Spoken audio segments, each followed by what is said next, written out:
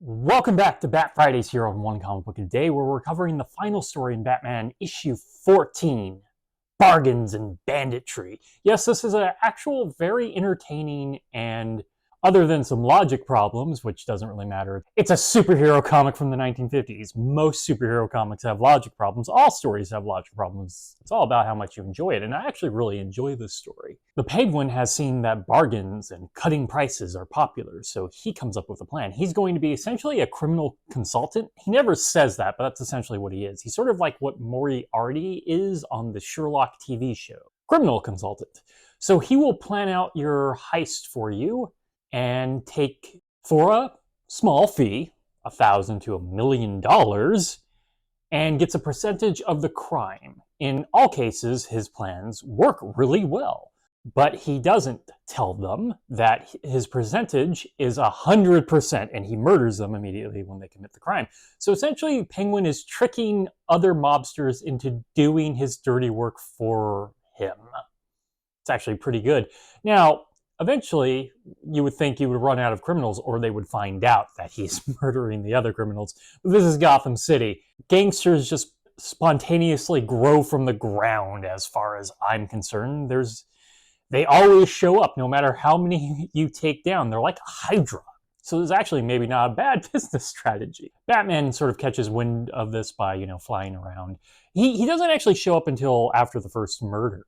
And what I actually kind of like about the Batman stories, which is also sort of a bit of a negative for them, is a lot of these stories sort of focus on the villain for a while. It's sort of the problem, as I said in the last video, of the movies, where the villain kind of becomes more important.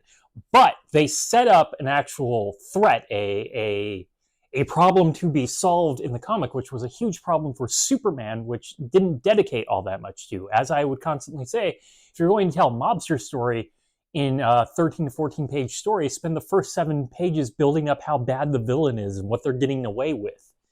Don't just have Superman throw people around for those issues. It's interesting for like a story or two, not 50 in a row. So Batman's flying around in his bat plane, catching these crooks and figuring out what's going on.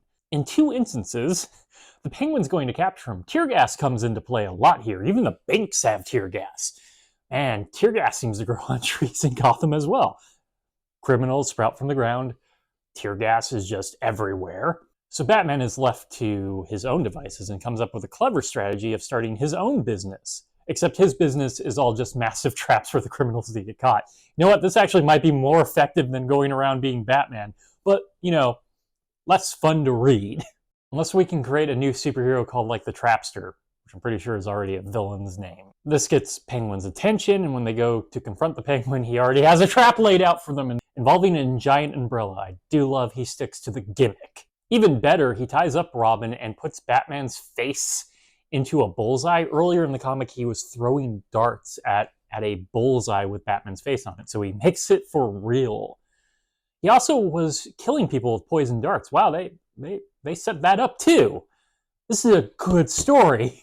Thought was put into it. But Robin is able to, squirm around and knock things about until Batman gets free and knocks the Penguin out, because Penguin's not much of a threat in a hand-to-hand fight without a cool umbrella to fight Batman. And Batman puts him into prison with the same bullseye around his face.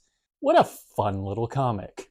This is actually probably my favorite Penguin story so far. It's so well thought out. It's a great plan. It's an actual conflict for Batman to handle. It might get a little too repetitive with having Batman get captured twice. There's a clever idea for Batman to accomplish his plans, though I'm disappointed that his disguise isn't matches Malone yet. But as Batman stories go, you should actually probably read this one. This is definitely a higher point for the series so far. Okay, that is it from Batman number 14, Bargains and Crime. If you enjoyed this video, please like and subscribe, hit the bell icon to get notifications when new video goes up.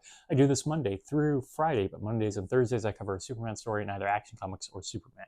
And please join me next time, same Bat Day, same comic book channel. Have a great day.